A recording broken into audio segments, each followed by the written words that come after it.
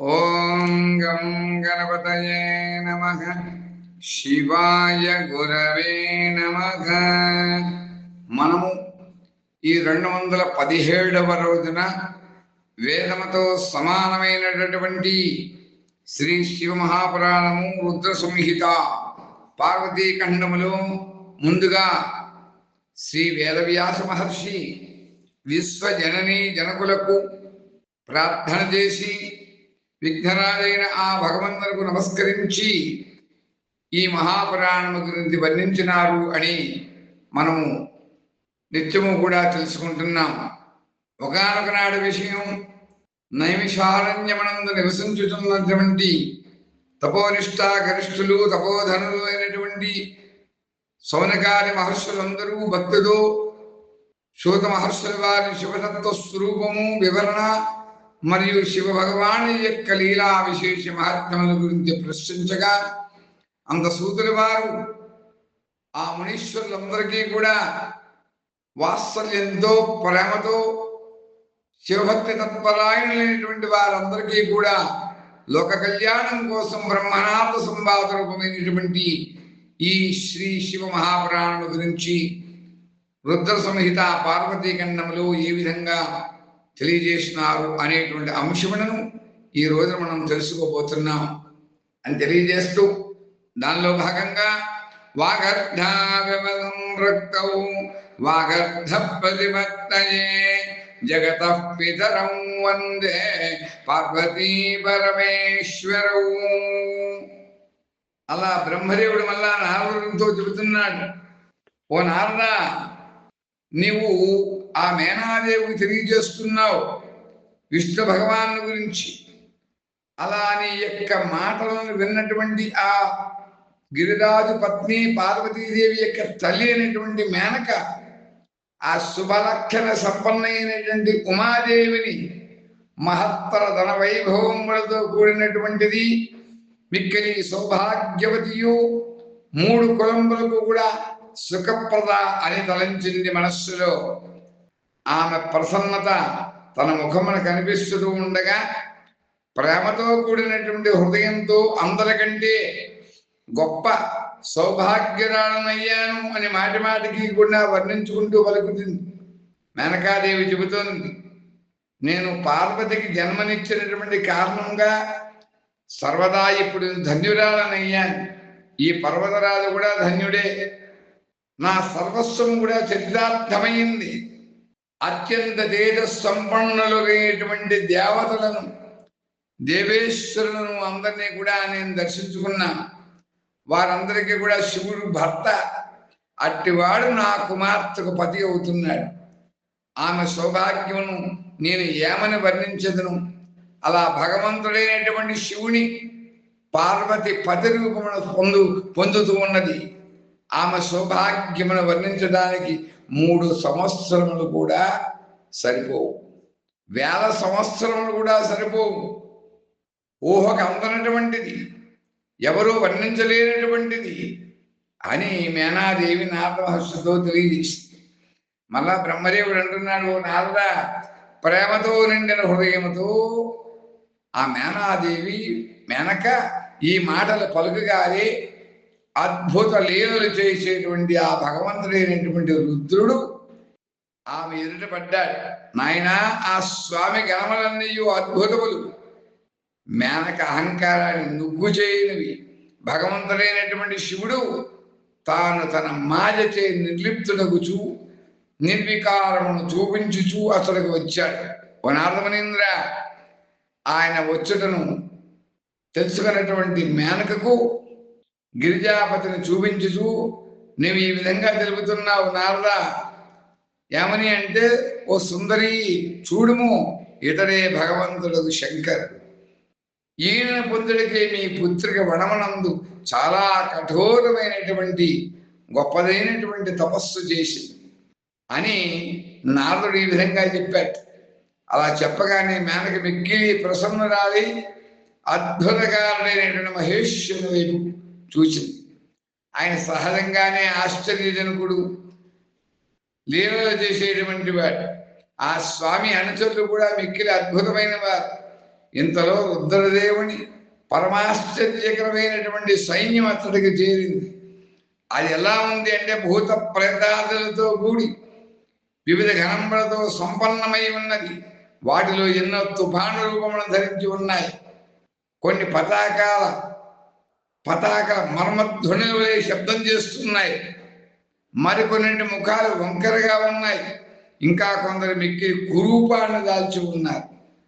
కొన్ని గొప్ప వికార రూపంతో ఉన్నాయి. కొందరు ముఖములు గడ్డము మీసములతో కప్పబడి ఉన్నాయి. కొందరు కుంటివారు, మరికొందరు గుడ్డివారై ఉన్నారు. కొందరు దండములను పాశములను కూడా ధరించి ఉన్నారు. మరికొందరు యొక్క చేతుల్లో ముద్గరములు ఉన్నాయి. ఎంతో మంది తమ యొక్క వాహనాలని తలక్రిందులుగా నడిపిస్తూ ఉన్నారు.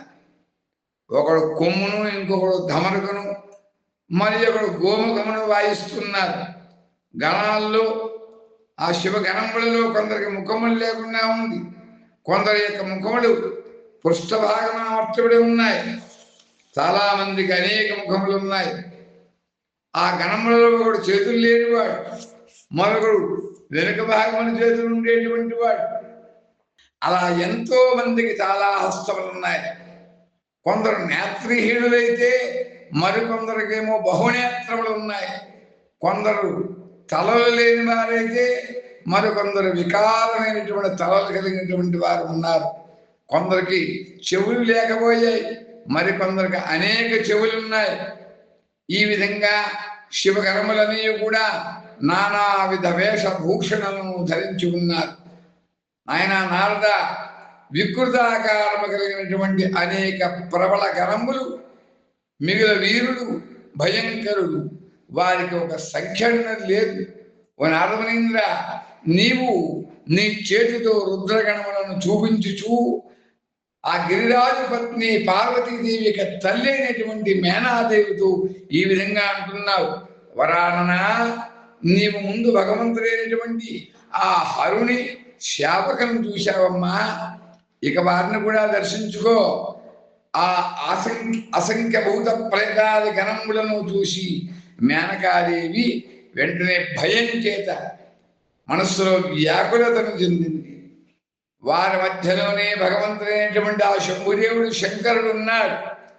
ఆయన నిర్గుణుడవుతూ కూడా పరమ సగుణుడు. ఆయన యుద్ధ మీద ఆసీనుడై ఉన్నాడు. ఆయనకు 5 ముఖములు ఉన్నాయి.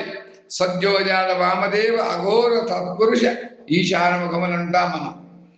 అలా ప్రతి ముఖమునందు 3 నేత్రములు ఉన్నాయి. అలా శివ భగవాన్ యొక్క అంగములన్నీ కూడా విభూతి చేత అలమబడి ధగధగలాడుతున్నాయి. అది ఆ స్వామికి ఆభూషణమై ఉన్నది. అలా మస్తకం మీద జటాజూటము, చంద్రమకుటము, 10 చేతులు, ప్రతి హస్తమునందు కూడా కపాలం ఉన్నది. శరీరం మీద పులి చర్మం యొక్క దుప్పటి ఉన్నది. చేతి యందు పినాకము, త్రిశూలము కూడా ఉన్నాయి. కన్నులు భయంకరమై ఆకారం వికృతంగా గజ చర్మము వస్త్రంగా ఉన్నది. ఇదంతా కూడా చూసి ఆ గిరిరాజపత్ని అయినటువంటి పార్వతీదేవి యొక్క తల్లి అయినటువంటి మేనక మిక్కిలి భయాన్ని చెందింది. ఆశ్చర్యచకితురాలైంది. వ్యాకులతకు లోనై వణకసాగింది. ఆమెకు బుద్ధి భ్రమణం కలిగింది. ఆ పరిస్థితుల్లో ఇతడే భగవంతుడు శివుడు అని తన యొక్క వ్రేలితో చూపుతూ నారదుడు చెప్పాడు. ఇతడే భగవంతుడైనటువంటి శివుడు అని చెప్పావు అని నారదంతో బ్రహ్మదేవుడు తెలియజేస్తున్నాడు. నీవే చెప్పావు నాయనా ఆవిడికి. అలా నీ యొక్క ఈ మాటను విన్నటువంటి ఆ సతీ సాధ్వి అయినటువంటి మేనక మనస్సులో దుఃఖభరితురాలైంది. వాయువు త్రోపుడుతో పడిపోయినటువంటి లతవలే ఆమె వెంటనే భూమిపై పడిపోయింది, మూర్ఛిల్లింది. ఇది ఎంతటి వికృత దృశ్యము! అంత విధాతమైనటువంటి నేను దురాగ్రహమున పడి మోసపోయి తిని ఆమె అనుకుంటోంది. విధాత యొక్క రాత చేత నేను దురాగ్రహమున పడి మోసపోయింది. ఈ విధంగా వాళ్ళకి ఆ మేనకాదేవి వెంటనే మూర్ఛితురాలైంది. ఆ హతవిధి బ్రహ్మరాతి విధంగా ఉన్నదా? మాకు ఏ గ్రహములు అనుగ్రహించలేదు, మాకు దురాగ్రహం చేరబడి మేము మోసపోయాం కదా అని ఆ మేనాదేవి మూర్ఛిల్లింది. తదనంతరం ఆమె యొక్క సఖీలందరూ కూడా ఆ మేనకాదేవికి నానా విధములైన ఉపాయములతో ఆమెకు సముచితమైనటువంటి సేవలు చేశారు. అప్పుడు గిరిరాజు ప్రియ అయినటువంటి మేనక మెల్లమెల్లగా స్పృహలోకి వచ్చిందయ్యా అని బ్రహ్మదేవుడు నారదునికి తెలియజేశాడు అని తెలియజేస్తూ ఆ వివాహకర్తల్లో ఉండేటువంటి విశేషమైనటువంటి ఆ శివ భగవాన్ యొక్క లీలా విశేషముల గురించి ఈ రోజు మనం తెలుసుకున్నాం అని తెలియజేస్తూ కైలాసగిరివాసాయ రుద్రాయ పరమాత్మనే సచ్చిదానంద రూపాయ వటవృక్కజందామణి శ్రీ గురు దక్షిణామూర్తయే దివ్యమంగళ మంగళం దివ్యమంగళ మంగళం దివ్యమంగళ మంగళం. ఓం స్వస్తి ఓం స్వస్తి ఓం స్వస్తి.